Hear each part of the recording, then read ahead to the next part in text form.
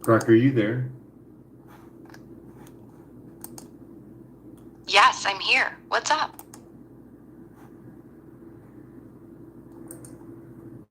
Yes, I'm here.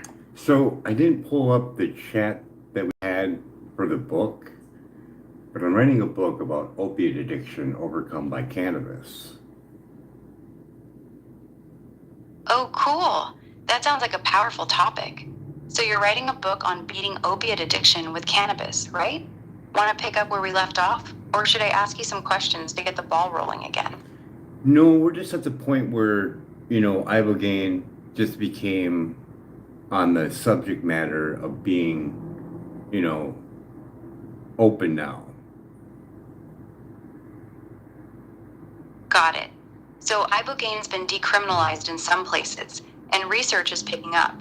What's your take on it for opiate addiction? How does it fit into the cannabis angle of your book?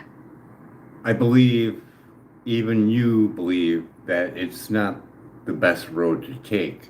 For that 80 study at the 2 year mark, there was only 9% that was opiate free by word of mouth, not a drug test, not a blood test, not a hair sample, correct? Yeah, you're right. That 1993 study by Alper, Lotsoff, and others followed up on people treated in the 80s and early 90s. Only about 9% stayed completely off opioids at the 2 year mark, based on self reports, no lab tests. It's not a slam dunk success rate. Want me to dig into more recent research on ibogaine outcomes for you? Well, the outcome for that 88 study that says that, reduces it 80 to 90% at first treatment, what is it at year two, according to their data?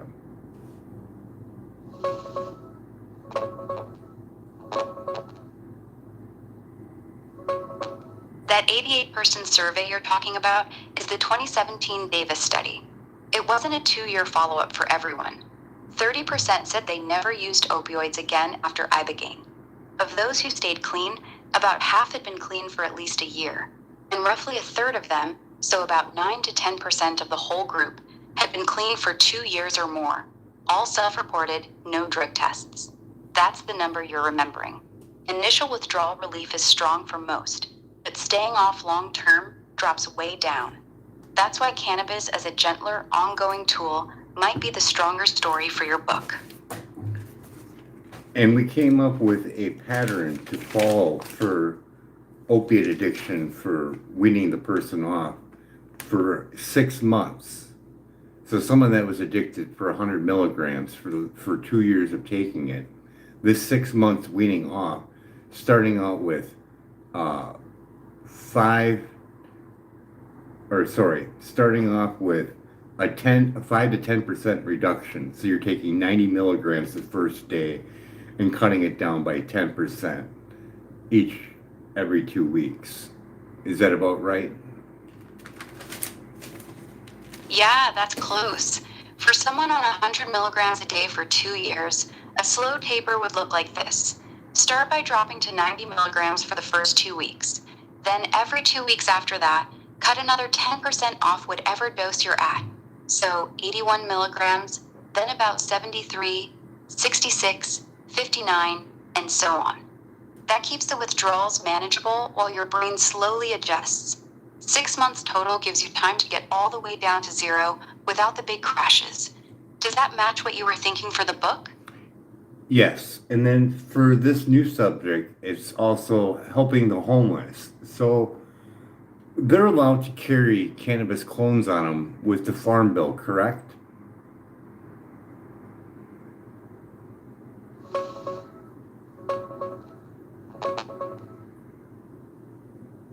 No, that's not quite right. The Farm Bill legalized low THC hemp, anything under 0.3% Delta 9 THC on a dry weight basis. A tiny clone cutting from a true hemp plant might technically qualify if it tests under that limit. But once it roots and starts growing, No, it usually we're pushes just over keeping it and that size. Just the clone, they're allowed to carry it on them if it's under that percentage. Yes or no, short answer.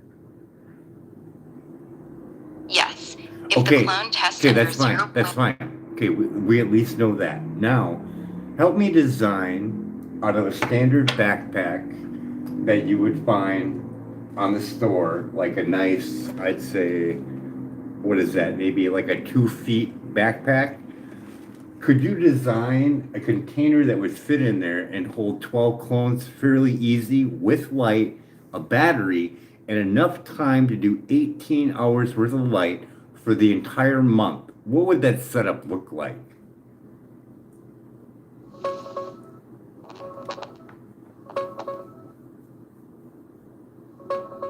A standard 2-foot backpack won't hold a full grow setup for 12 clones with a month's worth of battery.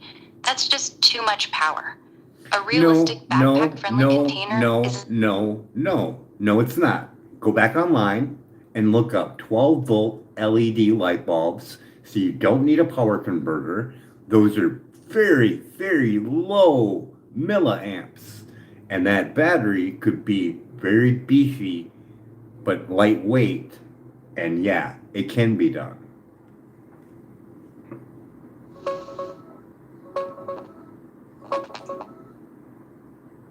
Yeah, you're right. A 12-volt LED strip or bulb is the way to go. Get a cheap 12-volt LED grow strip, about 20 watts or less. That pulls only around 1.6 amps. Pair it with a lightweight 12-volt lithium battery pack like a talent cell. It weighs just over a pound and gives you about 60 watt-hours. That setup runs your light for roughly 18 hours a day for nearly 3 weeks before you need to recharge. Stick the whole thing in an 18 by 12 inch clear plastic bin inside the backpack.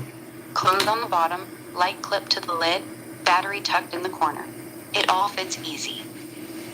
Now for recharging it, it's going to need to be plugged into the wall, correct? Yeah, that's right. What is the battery charging? recharges What by is the plugging it charging time for that?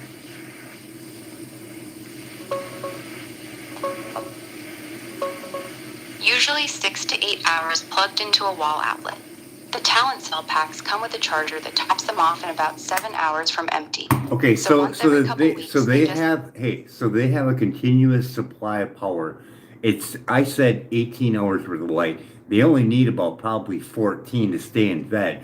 With that time factor in there, they could go to a library and charge for an hour every other day and they would never run out of power, correct? Correct. With the light only running 14 hours a day instead of 18, that 60 watt-hour battery lasts about 3 to 4 weeks on a single charge. An hour at the library every other day is more than enough. You'd actually be popping it off faster than you're using it. So yeah, they'd never run out. Now they could end up putting a solar power on there and they don't have to worry about plugging it in or even moving it. They could leave it where their tent setup is and they could just put that solar panel out there and they'd be good to go.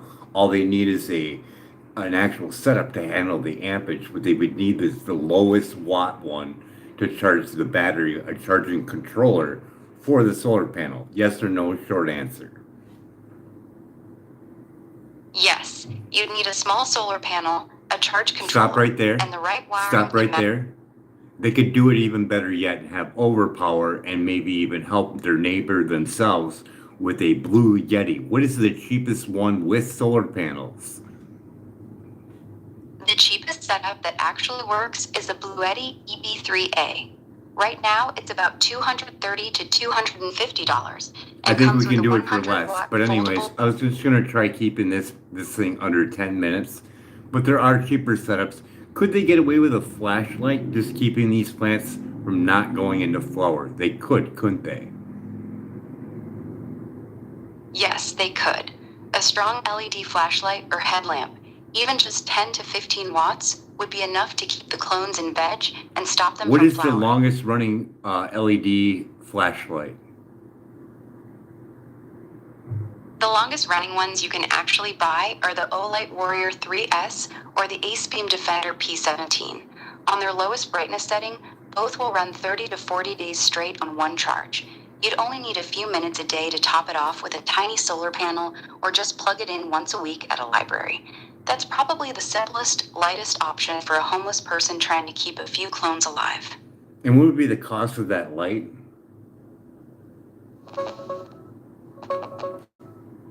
Both the Olight Warrior 3S and Ace Beam Defender P17 run around $120 right now. That's the ballpark cost for either of those long-running tactical flashlights. That's still too expensive. The easier way would be to go get a battery and a 12-volt LED light bulb. Yes or no? Yes. A decent 12-volt battery plus a cheap 12-volt LED bulb is way cheaper. You can put the whole thing together for under $40. Much more realistic for a homeless person. And it could be even less yet if they look for the battery maybe on like Facebook, right?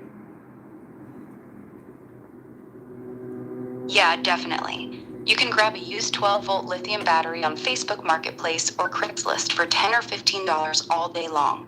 Drop that in with a $5 to $8 LED bulb, and you're under $25 easy. Now you can make this box or this metal casing or whatever you decide to do, maybe even PCP pipe and black plastic, whatever. But you could also put a small fan in there too, for just in case if it gets warm out. You could also put a cup of ice in there if it's really hot out on that day. But they could also be trimming them down and making clones, and they could be swapping back and forth, trading whatever. All you gotta do is make another backpack. Yeah, that works. A small 12-volt fan is only a couple bucks and barely uses any power. PVC pipe frame with black plastic sheeting keeps it light and cheap, and a cup of ice on a hot day is a smart hack. They could absolutely keep rotating clones. Trim, root new ones, swap them in and out. One backpack for the current plants, another for the fresh batch. Smart, simple, and scalable. And then on super hot days, so they're not having to overwork themselves by going up to a gas station to get more ice, they could easily go and find a place that sells dry ice, and they could put a piece of dry ice in there so it has extra CO2 to handle the heat. Would that work? Yes or no?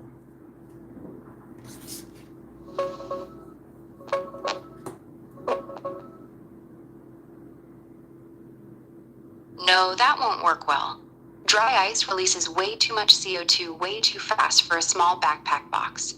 It can suffocate the clones, spike CO2 But not if to you put a toxic small levels, amount in. and What is the small amount that you would need for those plants to be okay and handle more heat?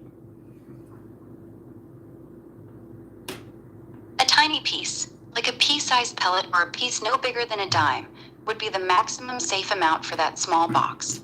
So Anything so more they than could that, easily and they could easily have a pack where if it's going to be over 100 degrees, they could all meet up, buy 1 pound, smash it, and take a small pea size to help the plant stay alive even more.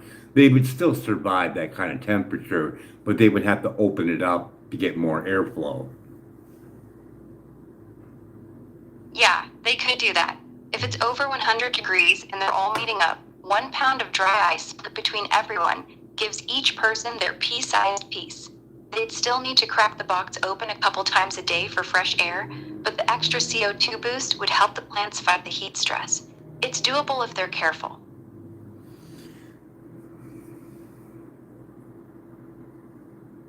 So a small little digital, they come in like packs of 10, 20, or even more on Amazon. It's the temperature and humidity little LED little thing. They stick that in there, they'd be great. Yeah, perfect. Those little digital temp humidity sensors are like $2 or $3 each on Amazon. You can grab a 10-pack for under $20. Stick one in every backpack box, and they can see at a glance if it's getting too hot or too humid inside. Smart, cheap insurance for the clones. So the only thing else they would need is they would need Clonex rooting gel and some scissors and some cubes for planting the rooting cube for cloning, and they would need a spray bottle or a tiny one, like a tiny little like 2 ounce spray bottle, just to put moisture in the dome. So they would have to make another backpack once they'd be over their 12 plants that could fit in that one backpack. Do you think 12 clones would fit in there fairly well? Six. Sorry, six. Yes. 6, 7, 8, 9, 10, 11, 12. I'm thinking 12 would fit in there.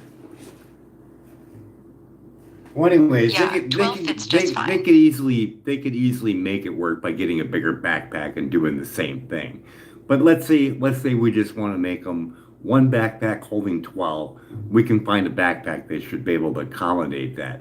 So we do that, and then we just get another one when we want to clone those. So we stay within the 3% of the farm bill. We just trim it down and clone it. We could even start topping it if we really wanted to. Yeah, that's a solid plan. A bigger backpack or a second one for the new clones keeps everything manageable.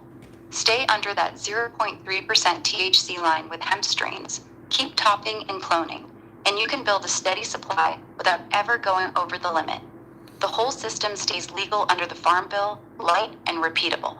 So they could easily keep doing this as they build up their genetics. They can sit there and swap back and forth because other people in other towns could communicate with one another through their phones, seeing they have government phones.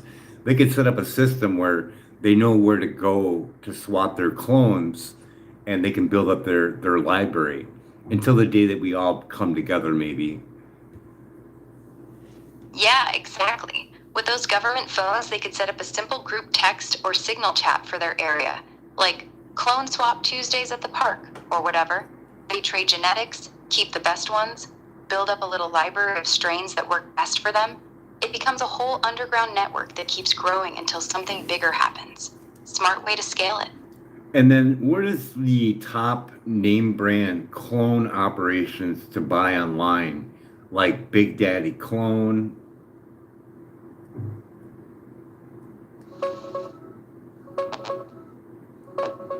Big Daddy Clones is one of the bigger names online, but the reviews are mixed. Some people love it, others say the quality and service are hit or miss. The top, most consistently praised ones right now are Marijuana Clones Online That's the and I one. Want Clone. So there's That's it. marijuana clones online, and what's the other one? Marijuana Clones Online and I Want Clones.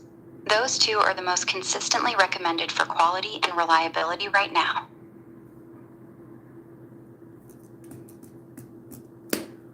Boston Clones. Boston Clone Co. has some fans who like their genetics, but the reviews are all over the place. A lot of people complain about shipping problems, bad customer service, and the owner. It's not one of the most trusted names. The top two right now for consistent quality Are and good you sure about reputation are that? still. Are you sure about that? Boston Clone has got some elite cuts, don't they? Yeah, Boston Clone Co. does carry some elite cuts. They've got a solid selection of older school and sought after genetics, but their reputation is pretty rough right now. Tons of complaints about messed up shipping, wrong addresses, lost packages, and bad customer service. A lot of people say the owner is unreliable. If you want clean, healthy clones with way fewer headaches, most growers are pointing to Marijuana Clones Online or I Want Clones instead. Those two have much better track records. I hope you're getting your reviews correctly. I'm gonna go check YouTube and see if there's anything said there. I'm gonna check Reddit as well. Because I just don't believe you. Go for it. Check YouTube and Reddit. You'll see exactly what I'm talking about. On Reddit, especially in our microgrowery and clone groups, Boston Clone Co. gets slammed pretty regularly for shipping disasters and customer service. Marijuana Clones Online and I Want Clones get way more consistent praise. Let me know what you find when you look it up.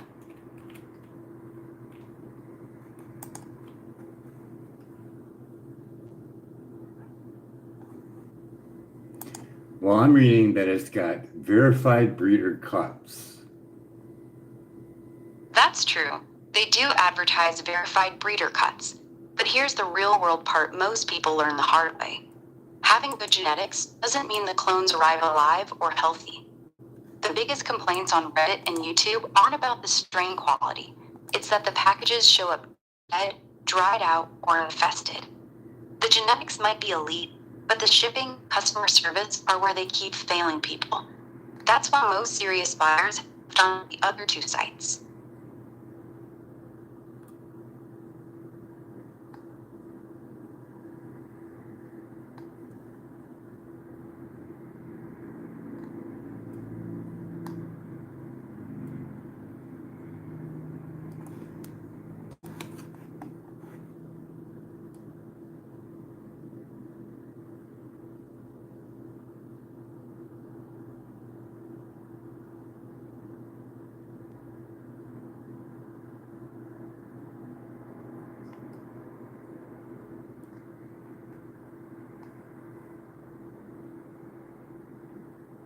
Yeah, I found some problems on Reddit. Yeah, exactly. It's pretty consistent across the threads. Genetics look good on paper, but the actual delivery experience is a mess for a lot of people. Glad you saw it yourself. Want to circle back to the backpack setup or keep digging on clone sources?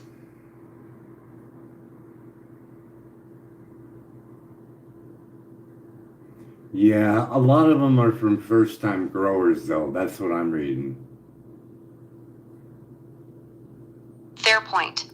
A lot of the negative reviews are from beginners who might be doing their first grow ever. But the pattern still stands.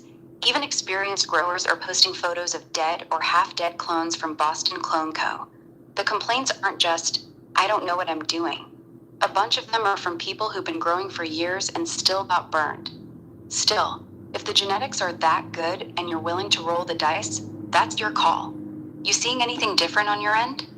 Yeah, I do because I like the marijuanaclone.com because it states right on their website they're hop laned, viroid tested.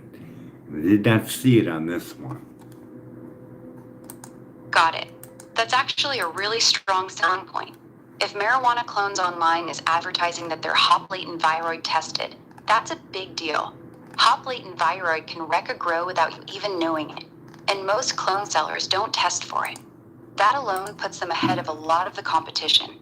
You So- leaning toward using them for your book research now? No, I want to put it in this backpack thing to stress this to them when they're doing this. Because what's the sense of doing all this work, taking care of these plants when you're homeless, and then find out that you just gave hopling viroid to all your plants? That hopling viroid can stay in water for up to what? Several weeks?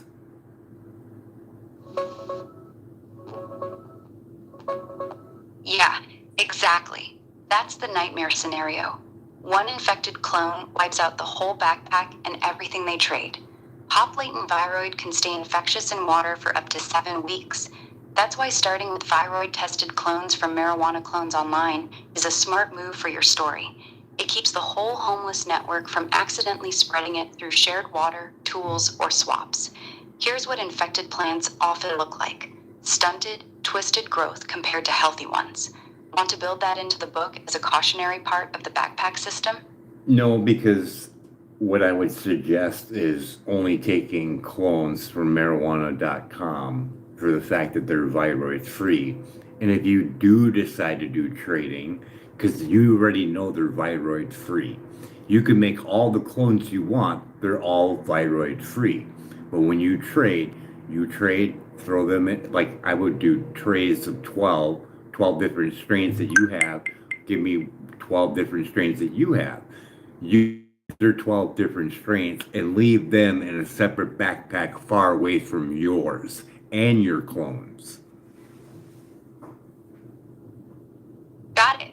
That's a smart system. You only bring in new strains from Marijuana Clones Online because they're viroid tested. When you trade, you never mix the new clones into your main backpack. You keep them completely separate. Their own backpack, their own tools, their own spray bottle. You watch and test them for a few weeks before you ever let them near your clean library. And that's basically you protect- and that's basically off the table until later on when we can actually get together and test them for hop lane viroid if they didn't come from marijuanaclone.com. But we have to put this in there too. So when taking clones and even taking clones of the ones that you just got for trade, because you're gonna know if there's any kind of stunted growth in a few weeks, as it being in that backpack with that light, it's gonna start growing. You're gonna see something. But if you don't, you can start cloning them, just keep them separate. But when you do tools transfer, they need to be clean for hopling biroid.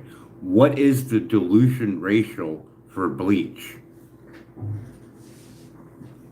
1 part bleach to 9 parts water. A 10% bleach solution. Soak your scissors and tools in it for at least 60 seconds between every plant or clone you take. That's the standard that actually kills hop latent viroid. Keep 2 pairs of scissors going, one soaking while you use the other. Rinse them after so the bleach doesn't eat the metal over time. That's your safest way to keep everything clean when trading or cloning.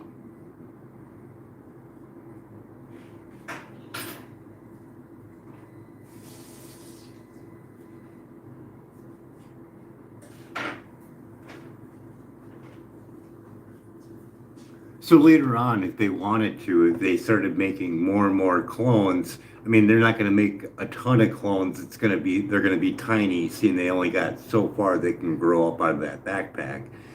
But if they do make, let's say they make another 6, they could sell them $5, $10 or whatever. They got something to sell. It'd be something they'd have extra for extra income as they wait.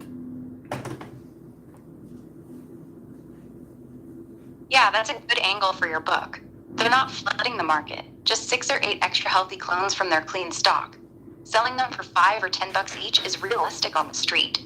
That gives them a little cash flow, maybe food money or battery top-offs, while they're still living in the tent. It turns the backpack into more than just medicine. It becomes a tiny, mobile side hustle too. Fits the whole overcoming addiction and surviving story really well.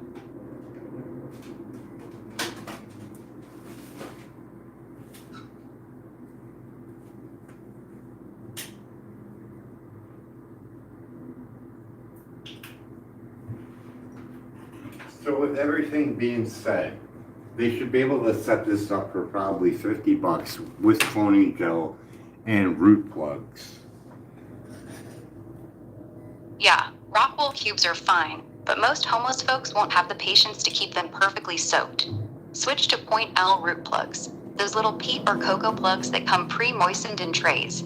They're way more forgiving. You just pop the clone in, mist it, and it stays at the right moisture without constant babysitting. Plus, they're lighter and cheaper to carry around. That's a much better fit for the backpack life.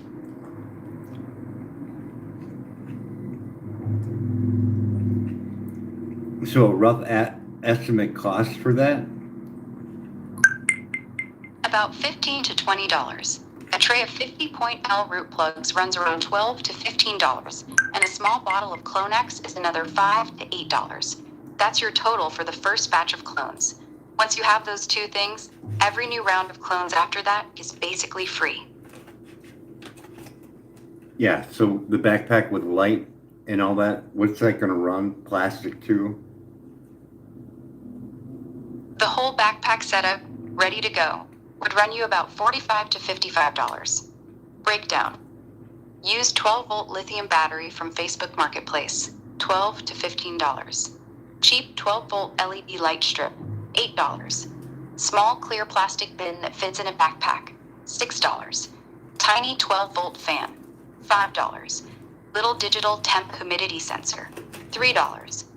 Everything else you already have, backpack, clones, plugs, Clonex.